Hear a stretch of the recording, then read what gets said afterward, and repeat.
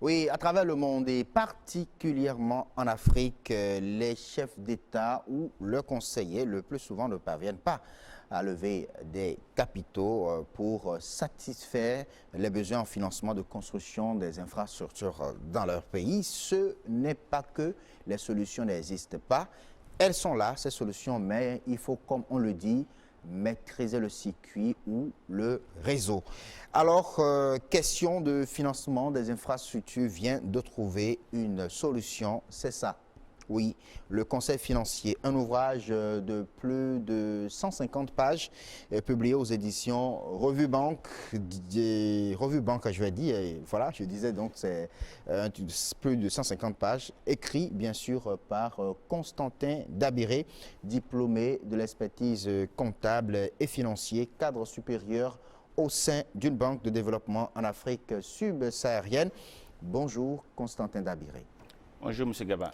Merci d'accepter notre invitation de faire la route de Lomé jusqu'à Cotonou, juste pour présenter cet ouvrage, le Conseil financier aux téléspectateurs de BB24. Alors déjà, il faut rappeler aux téléspectateurs que c'est un ouvrage subdivisé en 4 chapitres, 4 grands chapitres. Et déjà dans le premier chapitre, vous affirmez qu'il est nécessaire de développer l'activité du Conseil financier en Afrique. Et pourquoi? Je tiens d'abord à vous remercier pour l'accueil qui m'a été réservé sur ce plateau. Il est vrai que, de prime abord, nous essayons à travers cet ouvrage de démontrer que le Conseil financier est un élément, un outil qui permet effectivement de réaliser des infrastructures en Afrique. Aujourd'hui, les experts à travers le monde, que ce soit au niveau de la Banque multilatérale de développement, ont démontré que les infrastructures sont la base du développement d'un pays. En effet, les infrastructures permettent surtout de financer la croissance d'un pays, de réduire la pauvreté et également elles permettent de contribuer à la création de l'emploi. Tantôt sur votre plateau, vous avez parlé un peu du chômage au Bénin. Et on voit bien qu'à travers les infrastructures, on peut résoudre ce problème. Il s'est avéré que de façon générale, en Afrique, nous avons un manque en matière d'infrastructures. Et des études, des recherches ont démontré que le gap en infrastructures se situe aux alentours de 93 milliards de dollars par an. Plutôt le besoin en infrastructure est environ de 93 milliards de dollars par an, on le dit dans l'ouvrage. Et le gap, c'est-à-dire ce qui est couvert, est d'environ 45 milliards. Donc vous avez encore un gap assez important d'à peu près 39-40 milliards en matière d'infrastructure. 40 milliards annuellement à couvrir. Annuellement. Et ce, malgré tous les programmes que nous avions à travers le continent et qui contribuent donc au développement des infrastructures. Ce qui amène les experts en la matière à réfléchir, à faire des propositions de scénarios pour pouvoir couvrir ce gap. Parmi ces propositions, vous avez un certain nombre de programmes développés tant à l'échelle du continent qu'au niveau de chaque région du continent pour justement pallier à ce financement. Oui, mais vous parlez des programmes. Les États ou les chefs d'État ont-ils vraiment besoin, c'est pas de conseils financiers pour réussir à lever les capitaux? Si déjà eux-mêmes sont pour la plupart du temps invités sur les conférences, les tables rondes et autres, pour mettre en place ces programmes-là dont vous parlez. Oui, et ils ont besoin vraiment de conseillers pour les accompagner, les conseiller, leur donner des avis en vue de pouvoir réaliser ce programme. N'oubliez pas, les chefs d'État le plus souvent ont des contraintes. Et les besoins en matière d'infrastructure sont incommensuraux aujourd'hui. Il est difficile de pouvoir pallier à tous ces besoins. Il ne faut pas se flatter. Donc, il y a lieu de faire des arbitrages, de faire des analyses, de déterminer les besoins prioritaires et de trouver les moyens pour pouvoir financer ces besoins. Et dans ce contexte, effectivement, les chefs d'État ont besoin d'être accompagnés par des experts. Et à ce niveau, je dirais que vous avez deux types d'experts. Vous avez le conseiller personne individuelle qui est là, qui émettent des avis au chef d'État. Et vous avez également les sociétés conseils. Et nous, ce qui nous intéresse dans le cadre de cet ouvrage, c'est beaucoup plus l'intervention des sociétés conseils qui ont une expertise en la matière, qui savent où trouver les ressources pour le financement des infrastructures, qui ont toute l'infrastructure, l'équipement nécessaire pour faire des montages à même de permettre le financement, la construction, oui, alors, la maintenance. À cet effet, c'est qui? Qui doivent-ils choisir ce chef d'État? En fait, c'est pour vous demander, c'est qui le conseiller financier ou le conseil financier? Un ministre, un ami, c'est pas, ou un conseiller tout court? Je dirais que vous aviez des banques d'affaires qui sont spécialisées justement dans le domaine du conseil. Ah oui. Vous avez presque toutes les banques de développement également font du conseil dans ce domaine. Vous avez également des cabinets spécialisés dans le conseil financier, dans les levées de fonds. Et ce sont surtout ces structures-là qui accompagnent les États à travers, je dirais, des montages sophistiqués pour mobiliser des ressources et assurer également l'utilisation adéquate de ces ressources en vue de pouvoir réaliser des infrastructures. Avec pour objectif de pouvoir couvrir le déficit qui est constaté, notamment au niveau donc, de l'Afrique. Et quand je parle de cabinet, c'est vrai que même au Bénin, on trouve des cabinets spécialisés dans le domaine du conseil financier. Oui. Et étant donné qu'aujourd'hui, si vous regardez à travers le monde, on vous dira qu'il existe des ressources pour financer des infrastructures.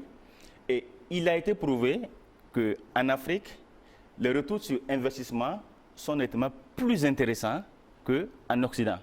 Mais le problème fondamental qui est posé... Les retours sur investissement en Afrique sont plus intéressants. C'est nettement plus intéressant qu'en Occident.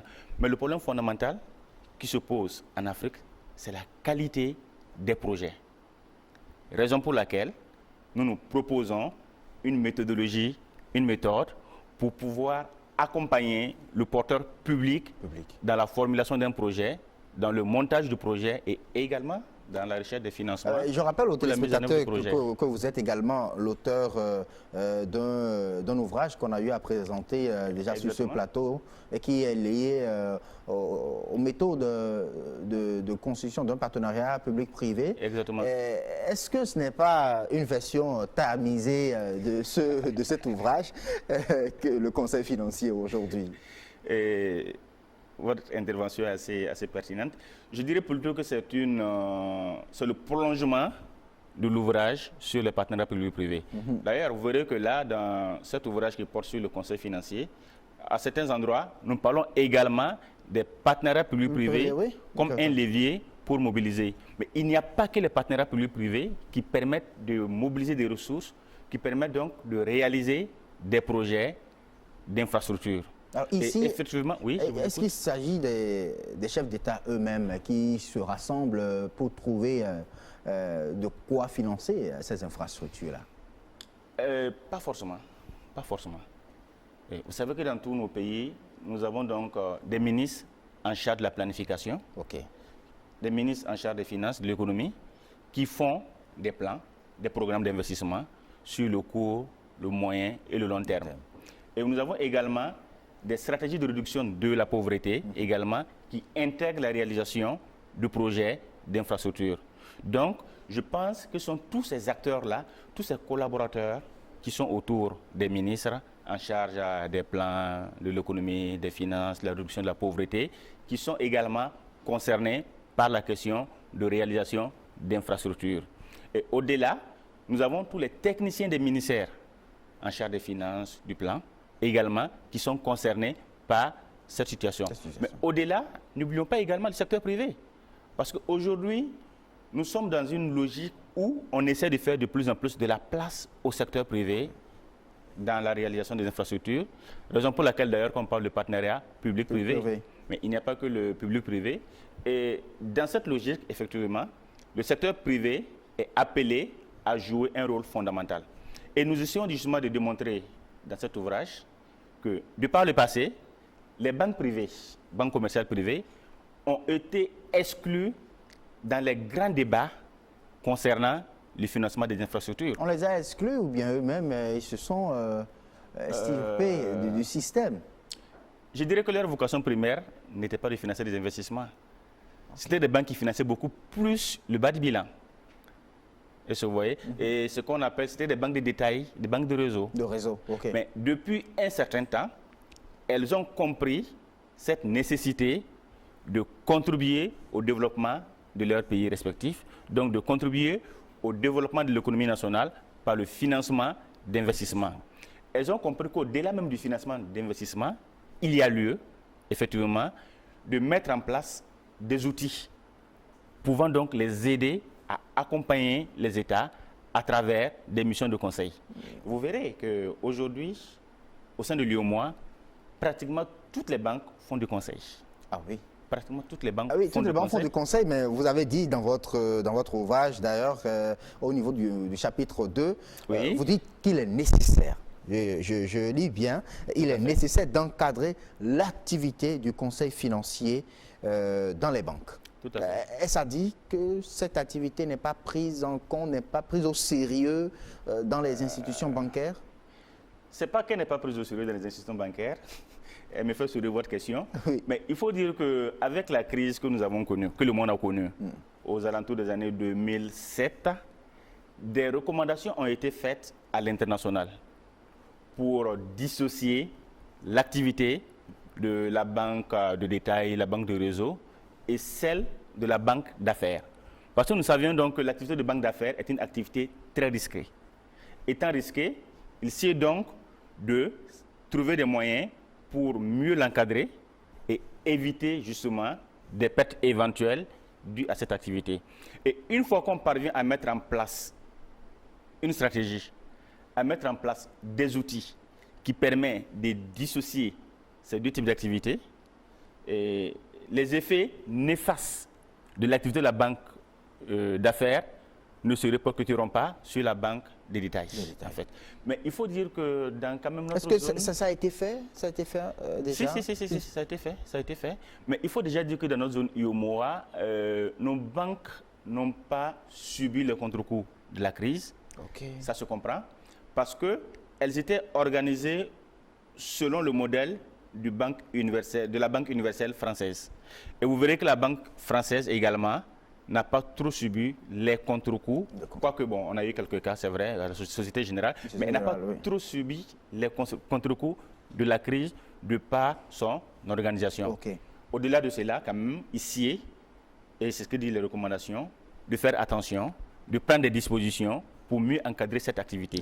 Et comme je l'ai dit, l'activité de conseil dans les banques, notamment le conseil en financement d'infrastructures, oui, qui est assez récente, qui suscite une certaine appétence au niveau des banques, nécessite donc la mise en place de toute une organisation pour permettre à ces banques de pouvoir conduire de façon professionnelle cette activité et rassurer ainsi les différents partenaires intéressés par le financement des infrastructures en Afrique. Ça, c'est important de rassurer les partenaires et raison pour laquelle nous avons fait des propositions vers la fin donc, de cet ouvrage. Mais un point important dans cet ouvrage, je vais d'ailleurs l'ouvrir un peu, c'est de lire. Un point important, c'est pas qui fait de lui, de cet ouvrage, un véritable guide de conseil financier, c'est celui concernant le KID. Vous avez appelé cela KID des initiatives régionales pour le financement des infrastructures. Je pense que c'est à la page 36. Exactement. Où vous avez parlé du programme économique régional. Vous avez cité des programmes économiques régional. Il y a également l'initiative régionale pour l'énergie durable, l'IRED. Il y a, vous avez parlé d'autres initiatives. Tout à fait. Il y en a qui amènent bien sûr les États, Africa 50 par exemple, qui amène les États vers l'émergence de nouvelles alternatives pour le financement des besoins des États et tout. Mais c'est pas... Quelle leçon tire-t-on de l'exécution de ces différents programmes? Votre question est assez pertinente, je vous remercie. Justement, après avoir fait un bilan de ces différents programmes, il s'est avéré, et je pense que c'est une réalité, que l'un des problèmes liés aux infrastructures, au déficit en Afrique, une fois de plus, c'est la qualité des projets. Ah, voilà. Et étant donné qu'on a constaté cette insuffisance, des recommandations ont été faites. Et vous verrez par exemple qu'au niveau de la BAD, vous avez le fameux fonds Africa 50, oui. qui a pour objectif de développer les infrastructures dans les 50 années à venir et qui a une composante assez intéressante qui consiste à mettre à disposition des porteurs de projets toute l'expertise requise pour la formulation, voilà, le montage de ces projets. Donc, je pense qu'après Africa 50, il n'y aura pas encore de programme. J'ai l'impression qu'on passe toujours de programme en programme et que les États n'ont toujours pas la capacité de lever vraiment les capitaux qu'il faut pour financer la construction de ces infrastructures. Mais ça se comprend. Parce que quand vous regardez un peu, vous faites une comparaison. Je pense qu'on le fait dans les 2 premiers chapitres de l'ouvrage. Oui. Vous faites une comparaison entre l'Afrique et le reste du monde.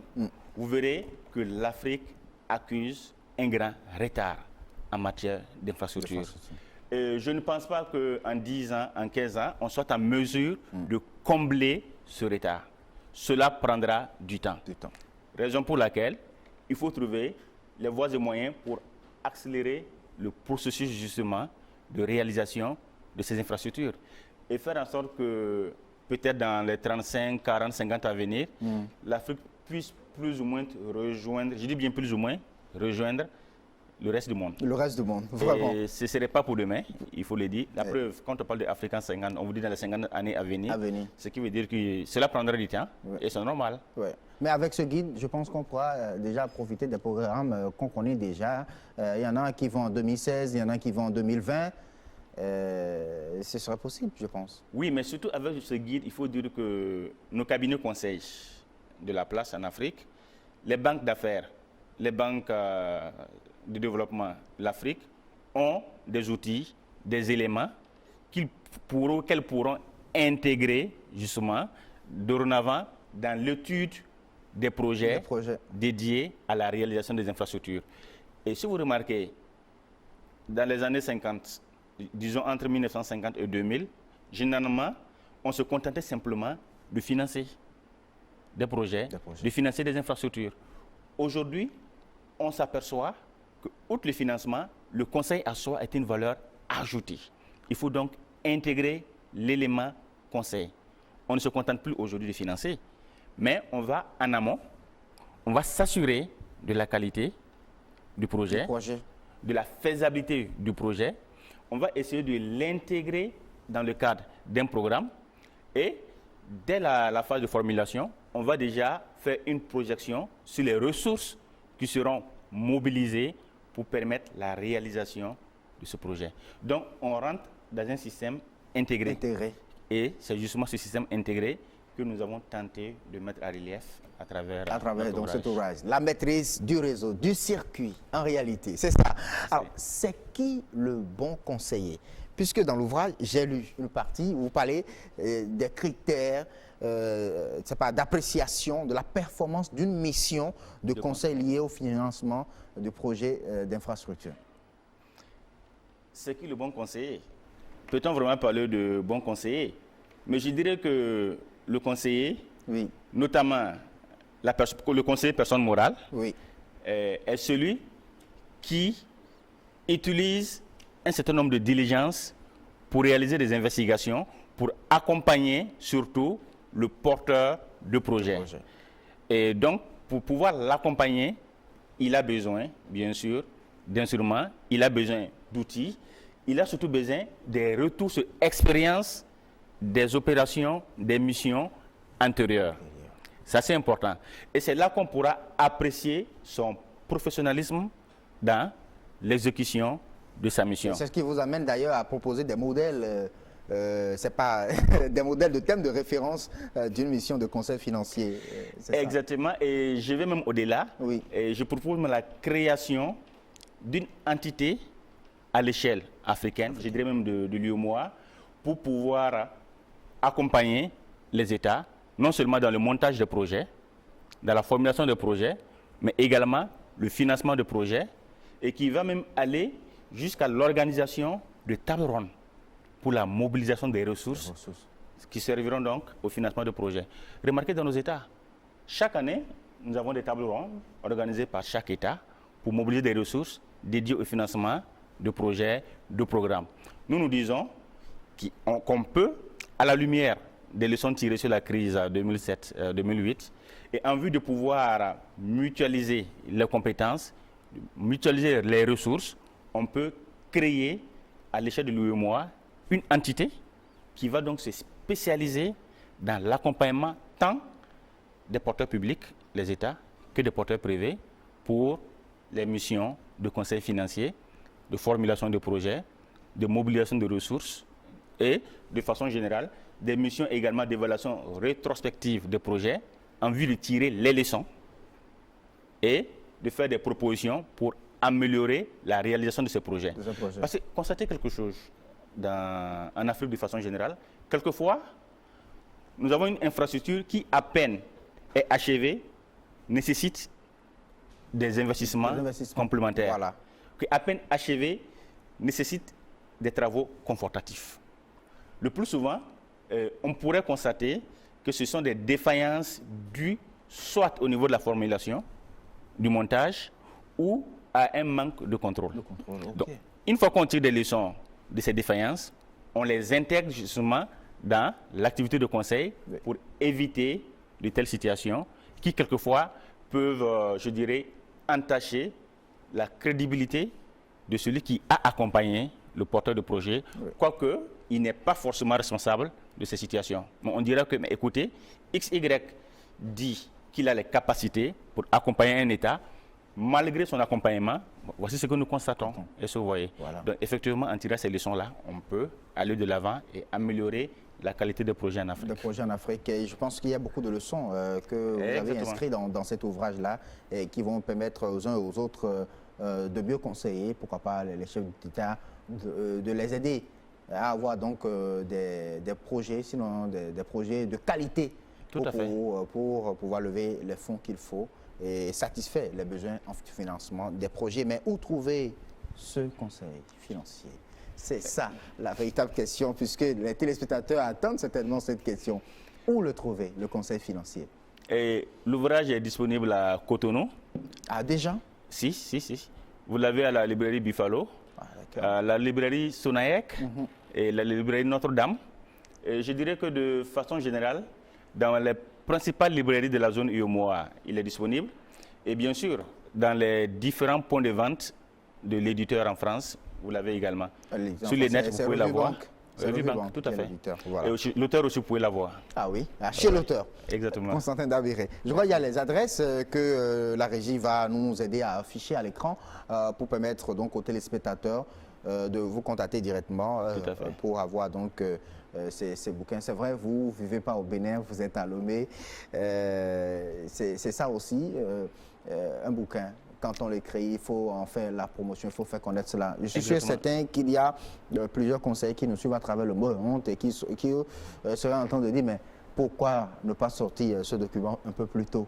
On aurait pu faire telle ou telle chose, sinon être beaucoup plus performant sur tel ou tel projet.